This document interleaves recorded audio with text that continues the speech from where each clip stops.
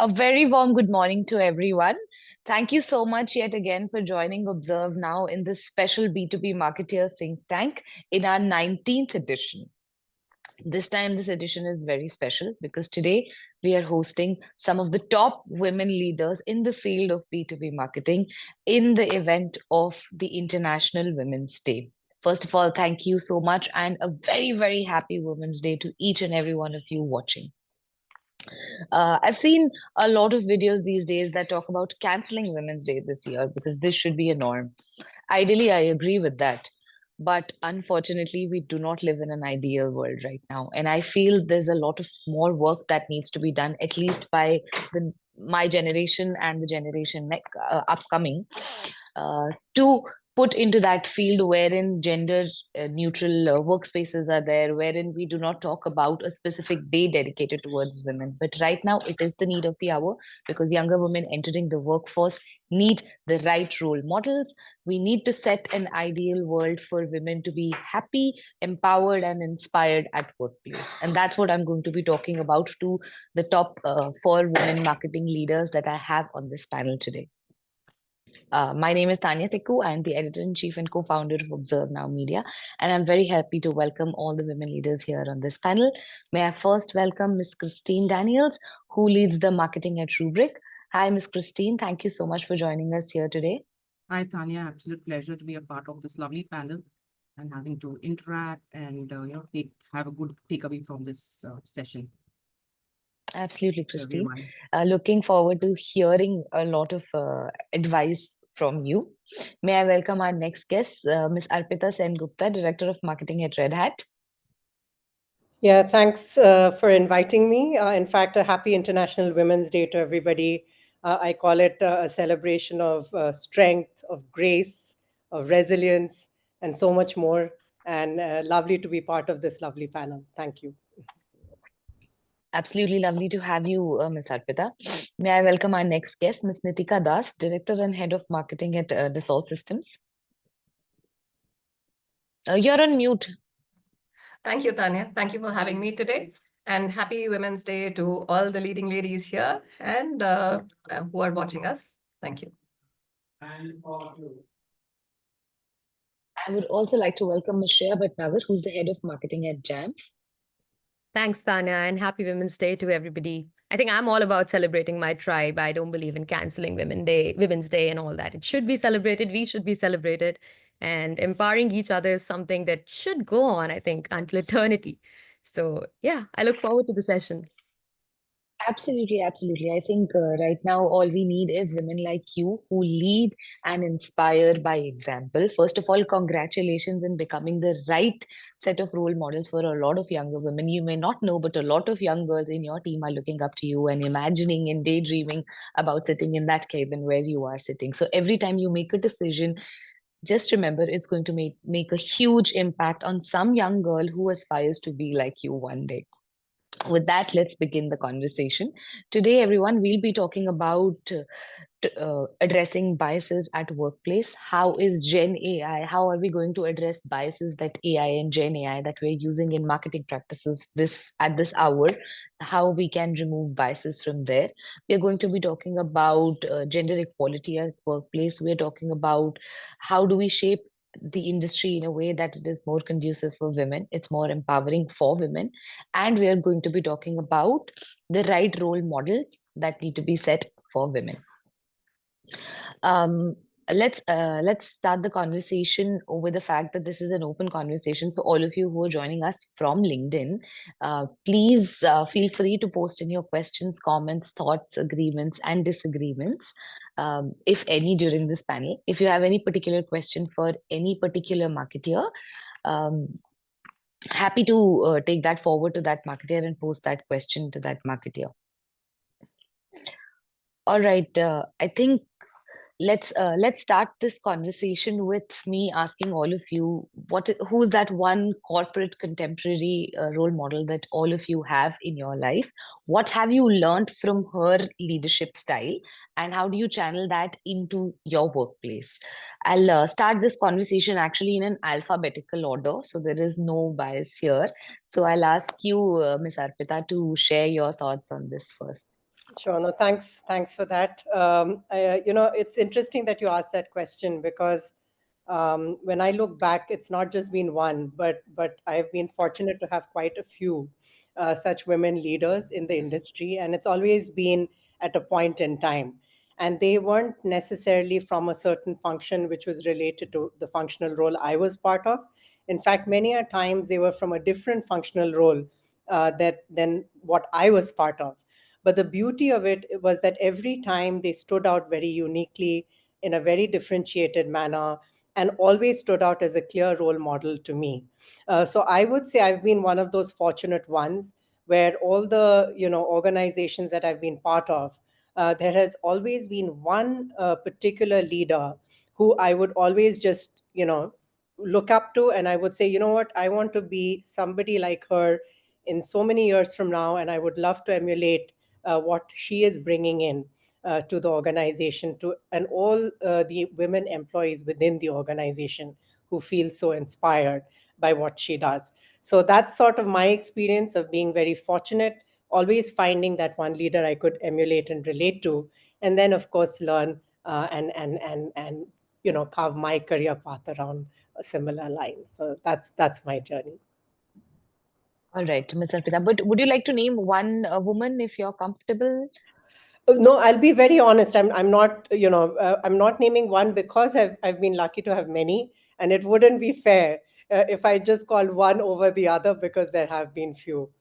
So that's the reason why I'll keep it to that, Tanya. Thanks. All right. All right. Absolutely, absolutely understandable. And actually, you are one of the fortunate ones who can say that. And so good to hear that you've been working with so many women who have inspired you in the right manner, probably why you are where you are. So I think the learning from here is real queens have to fix each other's crown and show the other ones their way. Thank you so much for your thoughts. I'll move on to Miss Christine. Can you help me understand one woman leader that has inspired you, contemporary corporate, and what is it that you've taken from her leadership style? So, one of the women that I there are a lot of them, not to name, a couple of them, but Falguni Nair is one person who actually, founder and CEO of Nykaa, India's leading Yes. beauty, fashion e-commerce platform. She was an investment banker. And at the age of 50, she kind of gave up her job as a managing director at Kotak Mahindra, right? And then moved, got her own business rolling, getting into this competitive market. But I think she's a woman of brilliance, and I always looked up to her. I mean, this is something that I would want to do, not to give up, to be resilient and to maybe, follow your passion and follow your dreams. That is what I would really, that is what I always strive for, and that's what I always look to. And the second thing is just don't quit. Even, there will be a lot of hindrances, a lot of challenges that will come your way, but you just got to move on. That's the thing. That's my mantra. Absolutely. And I think one beautiful learning from Miss Nair's journey has also been it's not about quitting her job, but it's about restarting at the age of 50 or so when, people say Exactly. that There's no it's age too late. to success or to learn, right? So No, not at all, not at all. Lovely. And the entrepreneurial hustle and the spirit. Thank you so much, Miss Christine, for sharing that with us, for sharing, also giving another right example to younger women in the workforce. I'm specifically fixated on the fact that we need to inspire younger women in the workforce because my audience at ObserveNow is Gen Zs, a lot of millennials who are a part of the workforce. So B2B, business to business folks are who follow ObserveNow. For B2C, maybe some other session would be more relevant. That's why the focus is here on that. Thank you so much for sharing your thoughts. I'll move on to Miss Nitika. Tell me who's the woman who's inspired you and what have you learned from her? Tanya, while growing up, while in the corporate, world, you of course look up to women who are doing exceptionally well in their careers and plus juggling work, right, at home and balancing out their personal responsibilities and work responsibility and then making it good, right? So of course there are these women like Christine mentioned, right? Falguni Nayak or Debjani Ghosh or Sindhu Gangadharan, right? Indra Nooyi, all of them are such inspiration to all of us, right? And how they've managed to achieve. But also, Tanya, I find, I must say that I find inspiration in my team, in the women that I work with. I see them juggling, they're balancing their work life and their family life. So in my team, I have, and I've had in my previous, jobs as well. I've always had females, who are young, who have younger families, and how they are juggling work as well as balancing out, and have aspirations, and they are doing so well and committed, and doing exceptionally well at work too. So they always inspire me that, if they can do with all this, managing all this, and of course, we all can. So yeah. And Tanya, you yourself, you are such an inspiration yourself, right? So I think we can all find inspiration in each one of us. Yeah. Absolutely. Thank you so much, ma'am, for your kind words, first of all, and also setting the right example. You're right. I think your team also motivates you as a woman to work harder because you see a lot of things they do from a bird's eye perspective. And if you've been through that journey, then you know how difficult it would be for that person at the time. And then, of course, I'm sure they're lucky as well to have you at the top of the ladder to help them through it. Thank you so much for sharing your thoughts. I'll come back to you. Shreya, over to you. And tell me, a young millennial like you leading marketing for such a big organization, who has been your inspiration and what have you learned from her?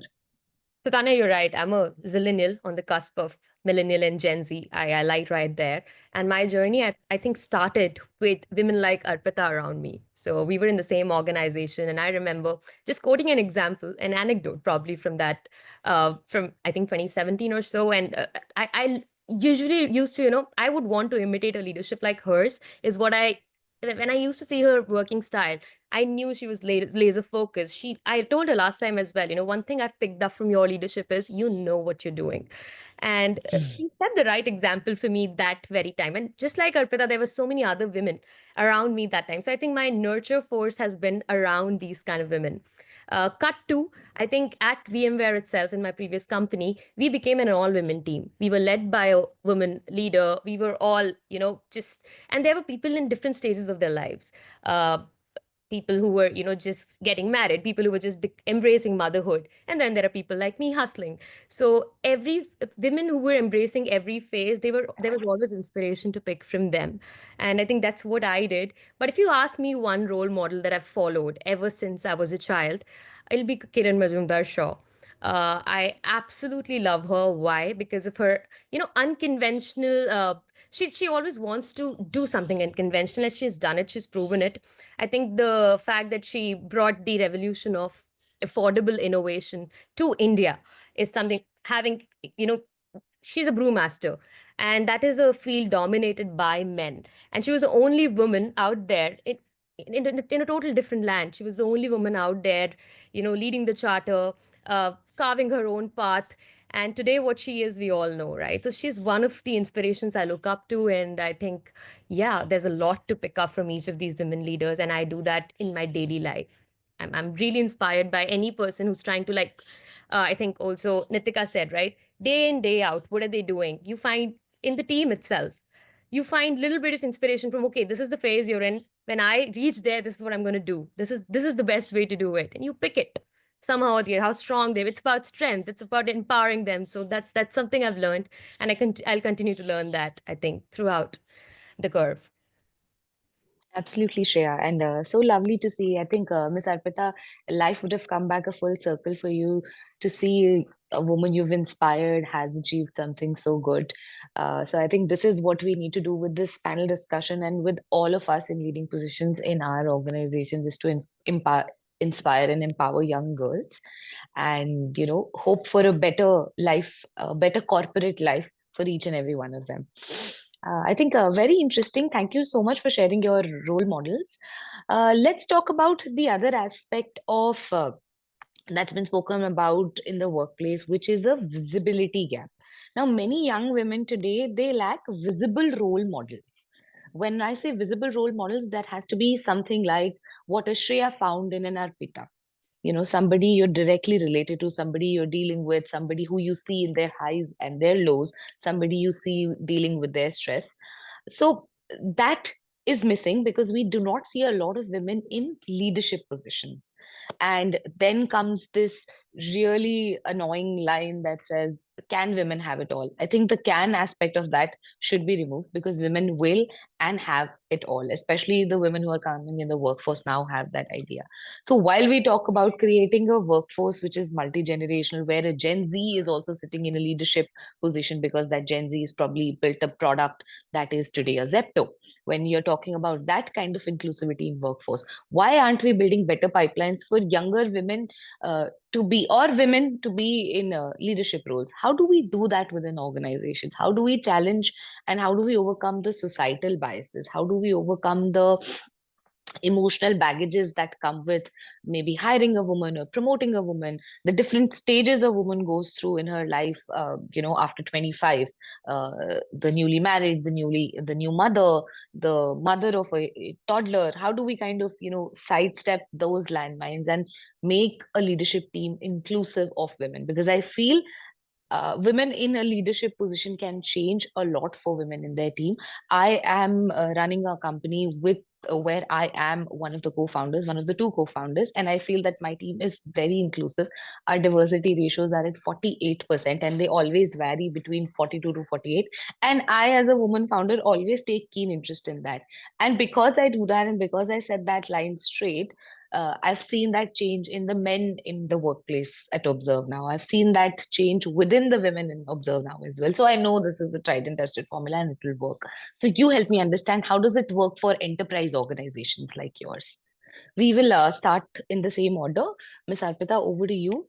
How do we find that route? Yeah, no, it's beautiful. It's very multifaceted, because when you were explaining it, Tanya, I just figured it's such a diverse, broad spectrum of different areas that you covered, and each of them are very critical in their own way. So let me start with it. It really starts from the culture, right? It starts right from there, about what are we doing on a daily basis to really inculcate that awareness and culture and community for a lot of the women employees to feel included. So starting from the hiring, where you really need to ensure, and that luckily for all and most enterprises, I think definitely by policy is anyway ingrained. I would be very surprised otherwise, at least in the top corporates and enterprise organizations, if it is any other way, where there is a very fair and meticulous system to make sure that the hiring and the recruitment process is very fair, very diverse, very inclusive, and at the same time, of course, it would have to be the best candidate for the role, right? So it's very, very equitable. So somewhere I would want to, say that we've all come a very long way in corporates, where right from the hiring stage and talent acquisition itself, we're really getting it right. But it doesn't obviously stop there. There's so much work on a daily basis after, right? And therefore, within the culture itself, there has to be a safe environment where all the women employees should Exactly. have a voice, and not only have a voice, but they should also have a community. So somewhere, at least I've been fortunate, where there have been women who took initiatives to actually bring it to the fore, or there have been women leaders who have genuinely tried to bring this culture into practice. And they've also, showcased and brought themselves in a way and showed up in a way that the other women associates could completely relate to and have a high regard for, and knew that, they are great and doing great, and they are fine where they are. So therefore, it's, as I said, it was a multifaceted sort of question and discussion that you are bringing about, which brought a lot of thoughts in my mind. The other part which I wanted to really share was, it also comes down to prioritization, and this is something which I always encourage a lot of, when I'm in those mentorship sort of circles, and sort of communities, when we're discussing these things, about no one at any point should feel that they're any less than the other because they're going through a different phase in their life's journey. So they should Exactly. absolutely feel that, they should be very clear that when they bring themselves to work, it's bringing them the whole self in. It's not one to the other. So you've got your personal life as much integrated with your professional life. So you should be very clear on what are those three priorities in your life which matter the most. And you need to then balance it out very confidently around that.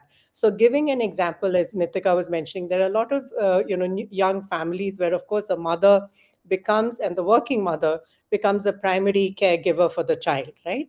Now, in such a case, it's very important for that employee, if the child becomes the primary for their life's priorities at that time, it's okay to take a slightly seat back, a slight seat back. When I say seat back, I'm not saying giving up on their career, but the fact that they can't juggle it all. I think Indira Nui also very aptly had said that, right? You don't get it all in a way where you want to do it all. You just can't. It's a juggling act, but at the same time, you have to balance it out. So somewhere they should feel very comfortable that, okay, you know what, right now, this perhaps is a slightly bigger priority for me than the other. So let me, feel comfortable in prioritizing part of my family life over my professional life during this phase. That said, it's also important for them to also acknowledge that, okay, I still need to continue skilling myself, because when I do go back 6 months later, somewhere, I might be behind. So can I keep listening to some podcasts on the side? Yes, it could be some crying baby and the podcast, but that's fine. But can I still keep myself enabled to a certain extent on some of these tools that are within my hands reach to also stay up to date? Am I tuning into some of these webcasts and things like that? So these are just some subtle experiences and learnings that I would urge everybody to consider.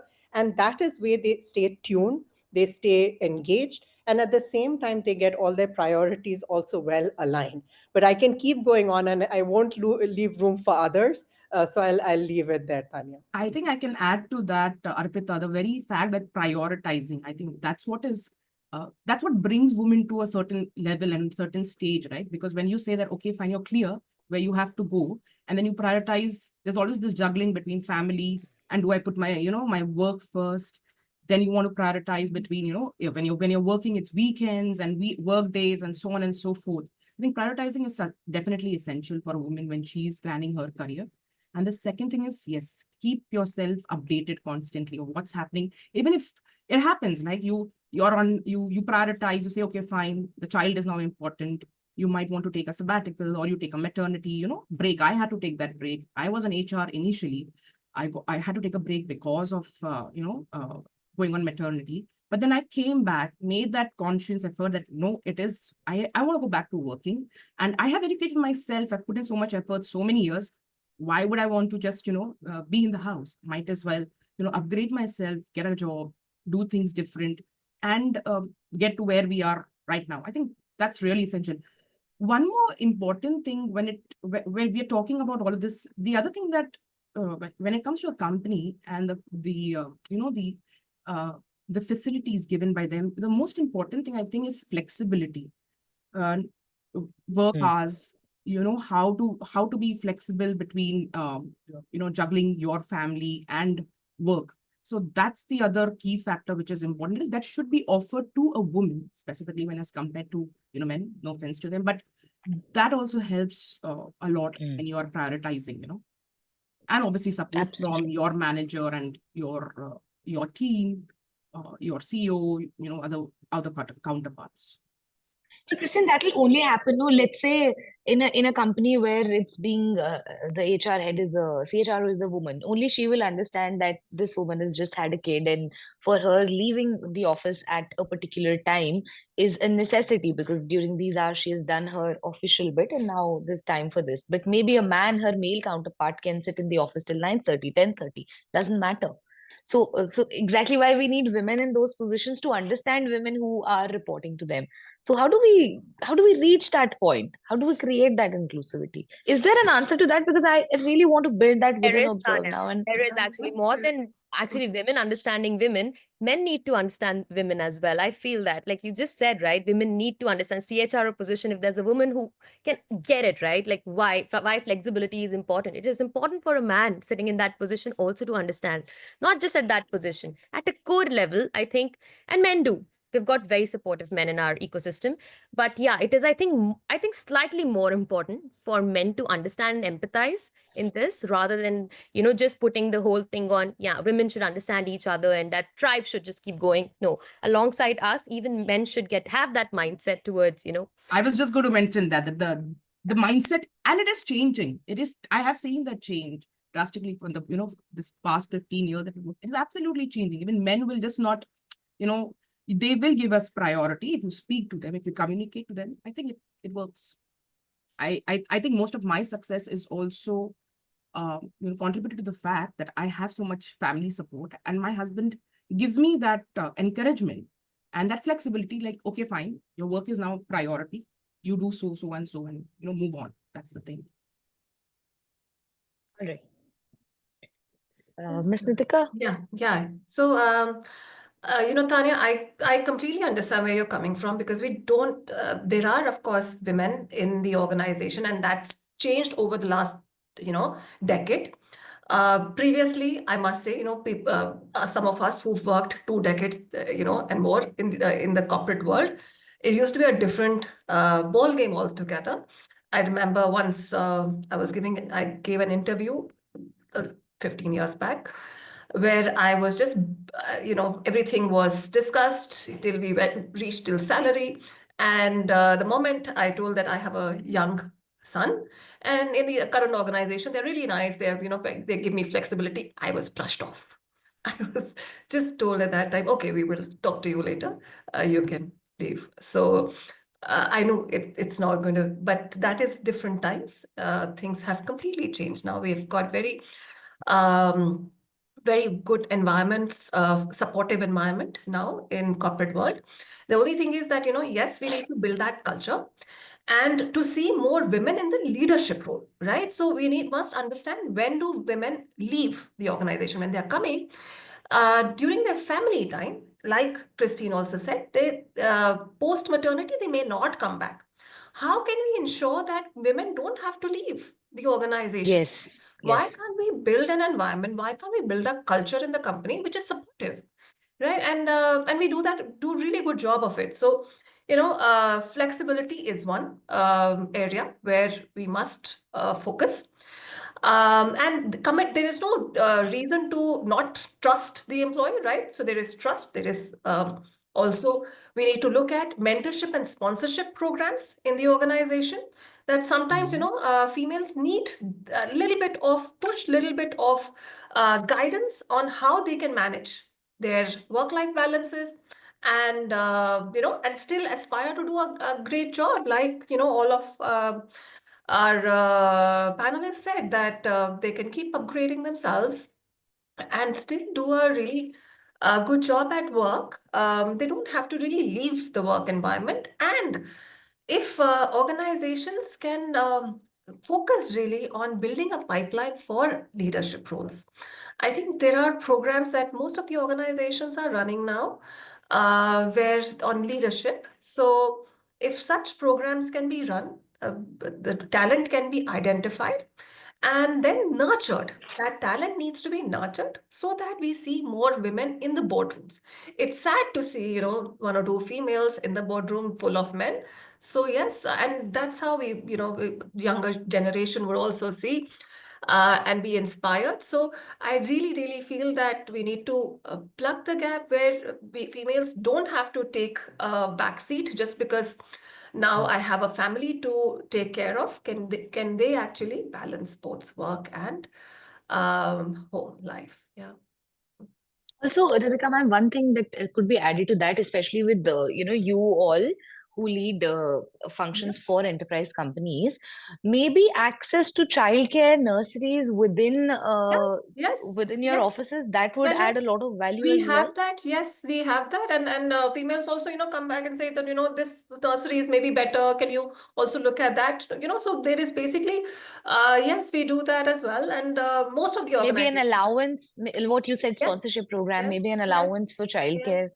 that kind of And sensitivity. very much, very much. But also, I strongly believe, Tanya, that mentorship and sponsorship program is also, it goes a very long way. I myself, I remember a couple of years back, my manager, when it came to promotion, and females generally, we're not very aggressive. We would not put ourselves out there. We would not position ourselves. So if you have a mentor or sponsor who actually positions you, so I was positioned. There was a position that opened. I did not even ask for it, even if I was the next most eligible, right, to take on that role. But I did not even ask. But since he was my mentor and sponsor, he came to me, asked me, and not just asked me, he pushed me also, that I was hesitating. But he was like, no, Nitika, we must, position you, and you can keep thinking about it later. But right now we must, you should put yourself there. So I think we need such leaders and managers, and be it male or female leaders, both of them need to really support. Yeah. Absolutely. And I love this idea of sponsorships as well, because that's where one allowance can definitely stop the exodus of women from workforce as well. Lovely point there. Shreya, over to you. How do you feel we do this? Okay, so this has been my observation based on my interactions with people from different, I'd say, ages in their lives. Okay, they're all walking different walks, etc. But one thing that I've seen, and it's not only women, okay, this is something that I've seen people think, a woman's career is disposable. That is a very common thought, that why, because women go through various phases, and like Indra Nui also says, your biological clock is always conflicting with your professional With clock. your career clock. Yeah, it is always like that. So And it is true, actually. a little bit of, I'll tell you what will help here, a little bit of acknowledgement to the fact that a woman goes through all this, and a little bit of sensitization towards it, be it the company, the culture, people around. It is important. I think that needs to be embedded in everybody's mind at this point in time, rather than, and I think at certain points I still see even the most educated people think that a woman's career is uh, disposable, should not be taken serious, and the day a woman starts thinking like that, it's the end of the world. So something that I recommend, or something that I would like to really emphasize on, is never let this thought prevail in you.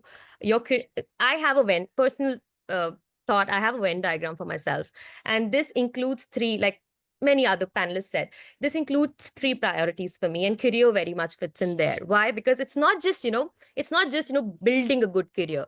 It is my drive, it is my passion, it is something that also brings me my bread and butter. There's nobody I have to fall back on. So this growth mindset in women is very important, but also culturally everybody should have it, and a little bit of acknowledgement that women go through all this, and sensitization towards it. Companies can do a lot of things. They have policies today. They bringing women back to work after their maternity, so many other things. So if you ask me, the pipeline of women towards leadership positions, why is that not increasing? It is because that there are not maybe enough policy frameworks for them. There are not enough people understanding that that this has been a significant phase of her life.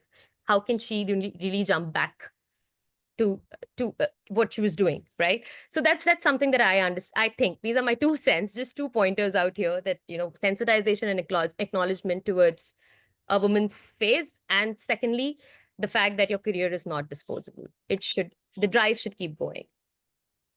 Absolutely, absolutely. I love those thoughts, Shreya, especially the career disposable aspect of it, because any kind of, during the upbringing, also the kind of movies and the kind of cinemas you're subjected to, at the end, the goal is, you meet a guy, you fall in love, and you settle down. That's the end. But it's not. That's It's not not. it, That's actually. And even marriage is not the most important day of your life. No, it's not. even It's the one of the family, milestone brings you up days. that way. It brings you up that way. You're going to get married. You're going to have kids. What? That doesn't mean anything. My career doesn't have to take a backseat because of that. We can Then all then work. why did you then why did I have to study so much, those long Exactly. hours? Why was I doing all that? Exactly. Why was I listening? Why was I getting yelled at by my boss if I knew, or by my clients if I knew that, okay, after a point in time, doesn't matter. Someone's event didn't go well, whatever. I have to take a back seat because I have a child. Why to do that, right? So I agree with that. And the sensitization aspect of it is also something that I try to do at ObserveNow. When I'm sitting at this position where I'm responsible for 50 lives, it is very important for me to be sensitive to each and every one. If I am a little flexible to the women in my team, the men may come and feel ki, because she's a woman, so she's biased to women. I'm not biased to women. I just know that a married woman would want to take a leave after 6:30, especially a woman with a child. Right now, I don't have a child, so I'm okay. I'm sitting in the office till 9:30. I'm fine because I have to go home, eat and sleep. But other women may not have it that way. The younger women, the millennial, the Gen Z in my team, they're fine. They just have to go home. Their mom's going to feed them. They're going to fall asleep, and next day, boom, they're back to work. But every woman is different. So what I do is I sit with the men in my team. I tell them, listen, this doesn't come from a place of bias, but this is something we have to understand. And for all of us to function efficiently, you have to understand that I have to be a little flexible to this particular woman, because this particular woman is also your wife at her workplace. While I cannot make a difference to her life, but I can make a difference to this person's life. But that will only happen if you support me in doing that, because one of my key responsibilities is also to make that man in my team happy, because I sit at the One top of the point there, ladder here. Tanya. It's not just wives and mothers. There are also millennials who are not choosing that path now, right? Yeah, Time. absolutely. What I'm trying to say is, even they, because at certain points, I have noticed my colleagues as well, or people in different companies, my friends, I notice that we all notice that there are times we go through our own lows and we go through our own journeys, right? And that sometimes I have also noticed this one thing, and this comes from leaders, that you're a millennial, you can work hours, you're a millennial, you can do this, you can be here, you can do that.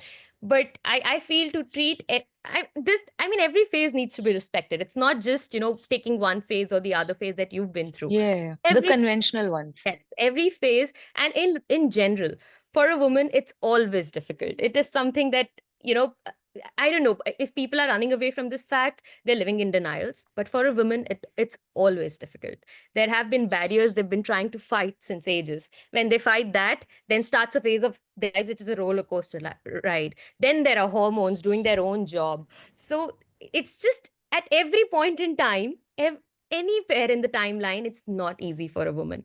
And when I hear men say, what, if women and all both zyada ho gaya, and I'm always pausing them, like, hey, stop.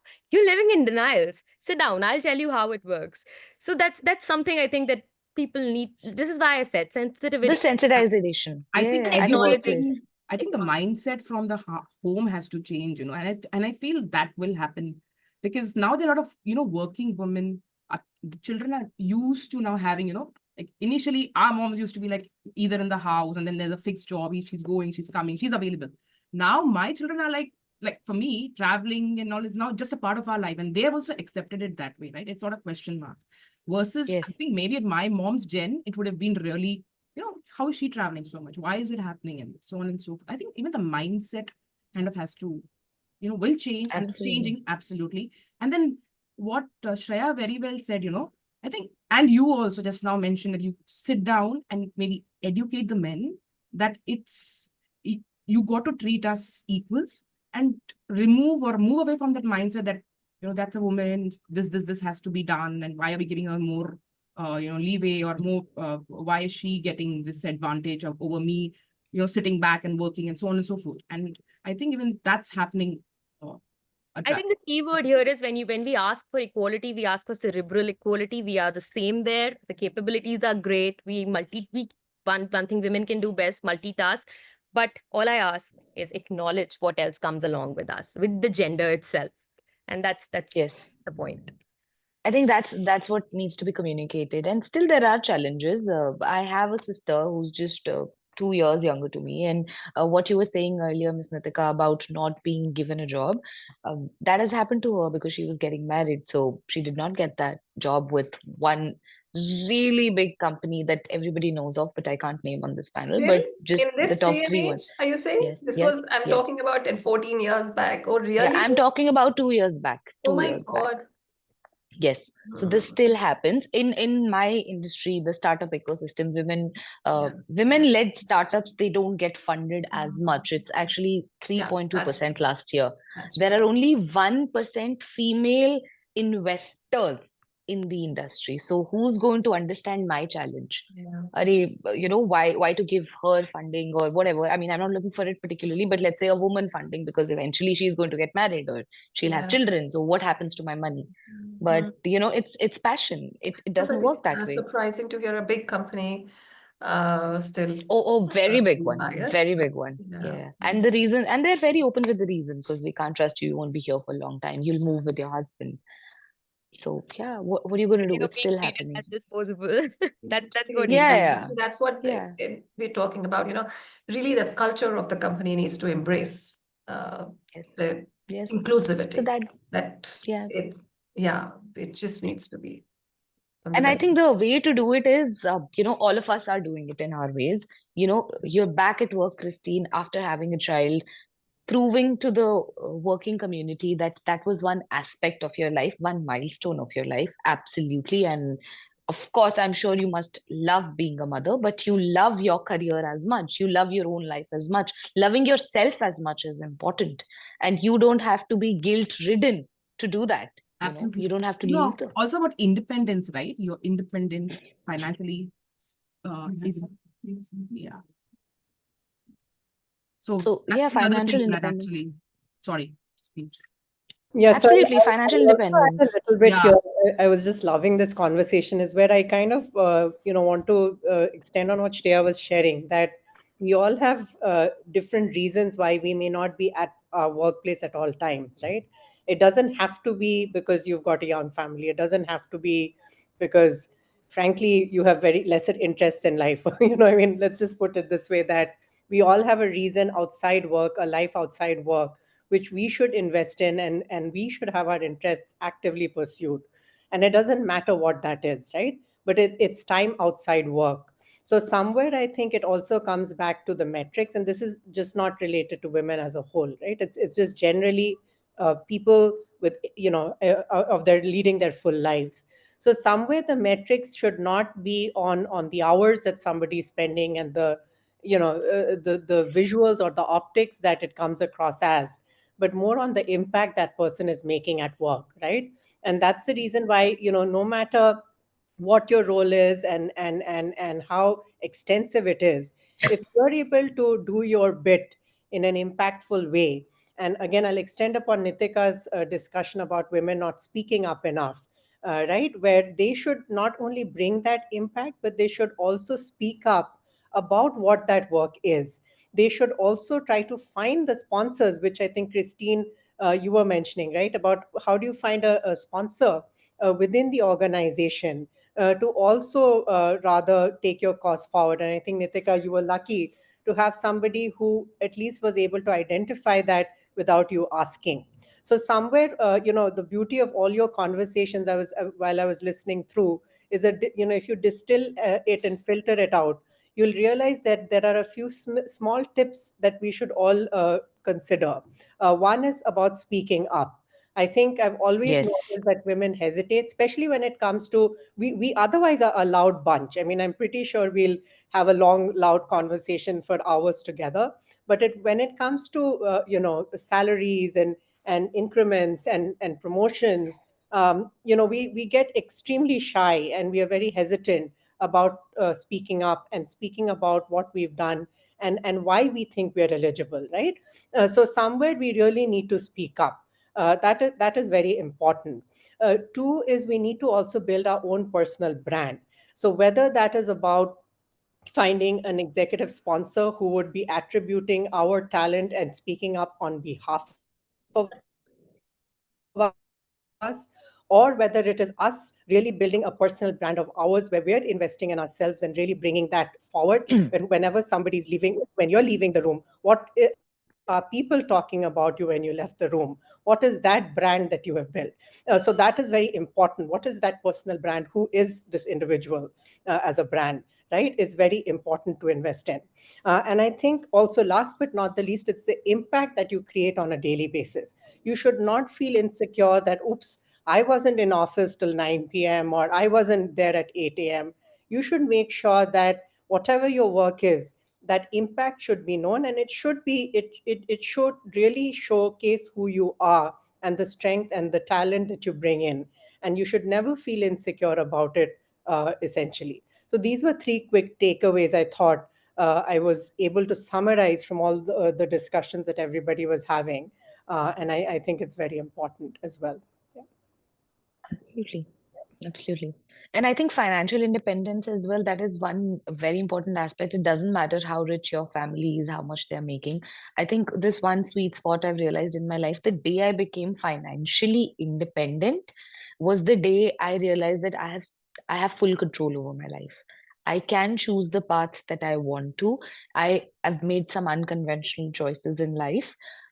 I'm actually able to do that only because I'm not reliant on anybody for my financial needs. I can feed myself. Let's at least put it that way. I can feed myself. I can support housing for myself. Those two most important aspects. This is what I tell the younger girls in my team as well. It doesn't matter your fathers may be millionaires, billionaires, but it matters is how much are you making? Can you survive, sustain? So if you have to listen to me as a boss, or if you have to listen to somebody else as a boss, and you're getting yelled at by a Nitika ma'am or an Arpita ma'am, that's fine. You have to take that, because that's what is going to make you a financially independent woman, and then you'll take care of decisions in your life. So I think that bit is very important as well. And this is one advice that I give to my team every time, or any other woman that I come in contact with who's younger to me. So the closing part of this conversation would be, what is that one advice that you would like to give to younger women who are entering the workforce, or maybe women in that life cycle in the workforce who have already worked 2.5, 3 years, so they kind of know how it's like. They know the pros and cons, and they're at that sweet spot where they think शादी करके छोड़ देते हैं. What's the point? Why should I listen to Christine ma'am yelling at me? I'll just sit at home and, just do my bit and enjoy life on my husband's money, which is the social conditioning they've been anyway fed. So how do we kind of retain women in that lifestyle as well? So your advice. I think any one of you can take the stage and start. I'm someone who would look forward to these advice from everybody else, but there's something I'd like to say, okay? Again, this is an example of a woman who was around me when I was a newbie in the corporate world. And she told me this, that, Arpita, you know her. In fact, all others know her because she's well known in the industry today. But she told me once, she was leading a session at a women-centric event. And she told me, you know what, Shreya, once there was a point in my life where my husband had to take a break. It can be any reason. My husband had to take a break, and I was the breadwinner of the family. And I had no, there was no second question that I had. I could do it. I said, yeah, go ahead, take that break and get back to it when you're ready. So, something that I feel is it's not just about my own financial independence, it is a lot about tomorrow, whoever I associate my life with around me. Okay, I just want to make sure that I'm able to maintain that quality of life of myself and the stakeholders involved around. Not just that, so recently there's something I did. I met the lesser privileged kids, the girl children around there. There are many foundations out there, right? And I just wanted to, we were privileged. Like my dad, his, I don't know, he's carved out my entire life in a way that, Shreya, you have to be independent in every sphere of your life. That was my conditioning. But for these young girls, I don't know if there's anyone talking to them about all these things, right? So there are many formats in which you can sponsor their education, you can mentor them, guide them. And I took that pledge to do it yearly, annually, until how long? Until as long as I can. But the reason of doing that was I wanted to pass on all this wisdom, all this that I've collated in these, uh, all all of my, I would call this my treasure. And I would want to pass this on to the young girls to build on their own lives. Why? Yes, it's good to think for my own self, but also to enable a life for people around me. That's how Totally. men are also conditioned, right? You have to take care of blah blah blah blah blah. Tomorrow, if there comes a stage in my life where, maybe my partner, here I would say my partner would want to start something of his own, and he's like, there's no, that's a risk that he wants to take. I'd be open to that. Be like, go ahead, take it. Why? Because I'm financially secure. I'm not depending on him. I can take care of him as well. So that's the kind of mindset I have towards the whole financial independence thing. It's not just for myself, it's for a lot around me that I want to enable and empower. So that's something that I personally have undertaken. My advice to small in this panel, up, the total experience, collective experience of the other three, I think mine is quite less, but still something that I'd say is keep going. Uh, don't treat your career as something that you can, it's disposable. No, that thought, I just can't encourage that thought in a fellow woman. And thirdly, I think have something that you're passionate about, and if career is something that it can be coincide with, I think your life is, I think there's nothing in your life that can stop you. So be unstoppable and just claim the world. Lovely, lovely, Shreya. And love the bit on you empowering those young girls as well. I think the best way for any young girl who's, let's say, lesser privileged is to see a woman like you and then, get inspired. I think you would have done the talking 20% and the impact would have been 100% because coming from you, it would have made a deeper impact. Lovely, lovely to hear that. And I do remember seeing some pictures of it as well when you were talking about it. So great job there, Shreya. Who would like to take this next?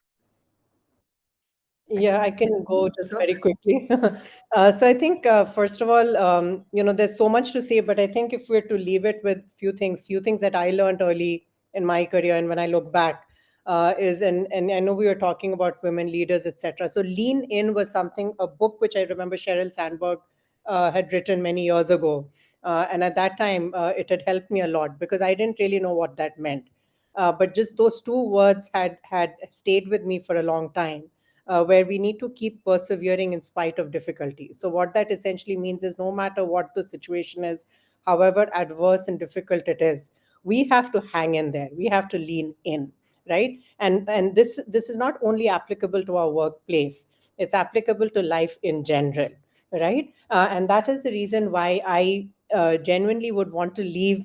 All this young audience for these very ambitious career women out there who are tuned in, and also beyond that, that just hang in there. I mean, you're fine, and you've got it. The other thing I would also want to encourage and just extend on it, and because I do read quite a bit, is always having a larger community. And I would urge everyone to consider reading The Light We Carry, which is Michelle Obama's book, right? And there she's always talking about a kitchen table. And the reason she talks about a kitchen table is because you can't just have your little community within your work and your that work realm and then your home realm. There has to be a kitchen table which extends beyond that. So what I'm essentially talking about is find your communities, find people outside the normal area, sections of society that you live in, because that will give you a lot of perspective. So keep exploring, keep discovering additional places to be a part of, where you find like-minded people, so that you're not in one dimensional thought process all the time about, okay, it's very binary, this is work, this is my home, and that's about it. My life is just defined within these two facets. So somewhere the two things is, one is the lean in part, which I'm borrowing obviously from an inspiration early on in my life from Sheryl Sandberg's book. And the second thing is about extend yourself, build your communities, find the like-minded people to expand your thought process. So that's a few things. Thanks. Lovely, lovely. I can go next, Tanya. So I completely, understand, Shreya, where you came from, right, about the financial independence, and you, Tanya. Growing up for me, my mom was a very strong, is a very strong lady. She's always been the one person who, really keeps us all together, and very leading, very enterprising as well, right? she's a homemaker, and when there was a need that came in, and she took on that role of running a business of her own, and she did really, really well. And I mean, I always tell her you could have been a Falguni Nayak mom, but then once things were all fine, she went back to being a homemaker again.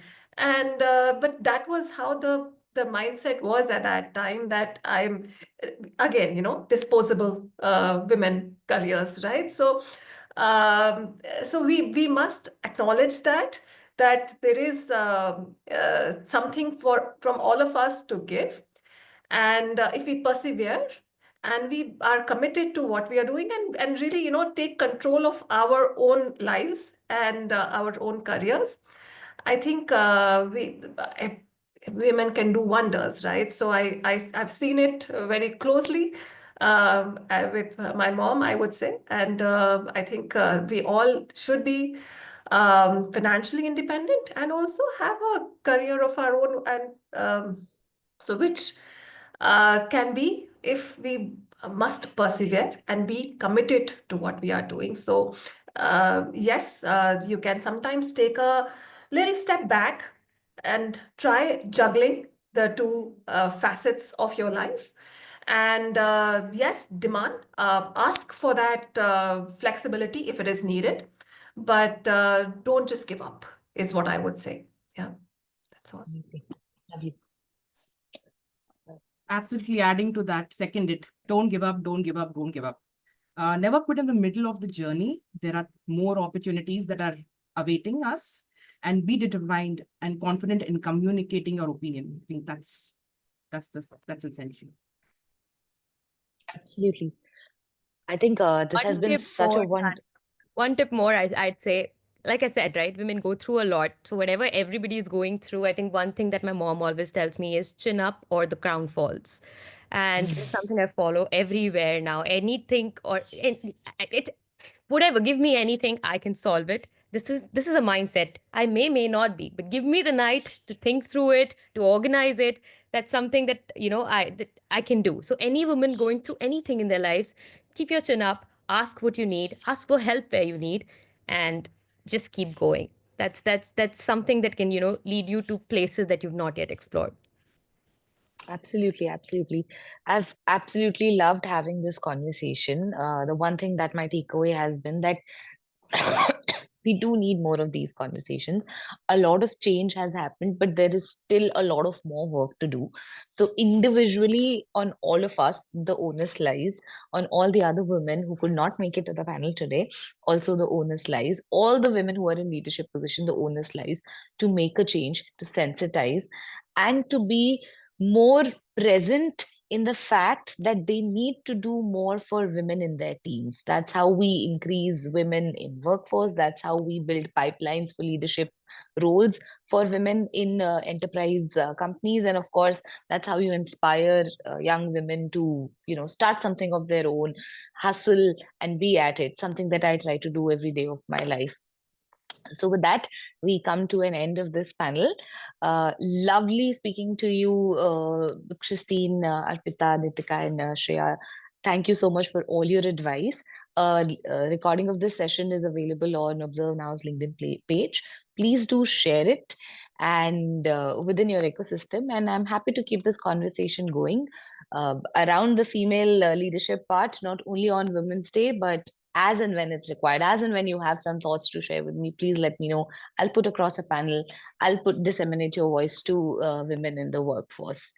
Thank you so much for being a part of ObserveNow's 19th Marketeer Think Tank. We will keep the conversation rolling, and a very, very happy Women's Day to each and every one of you. Lots of love and positive vibes from me and the Durgas of ObserveNow to all of you. Thank you so much, Taniya. Great being here. Thank you, everybody. Thank you. You lead by example, so thank you. Thank you. Bye. Bye, everyone.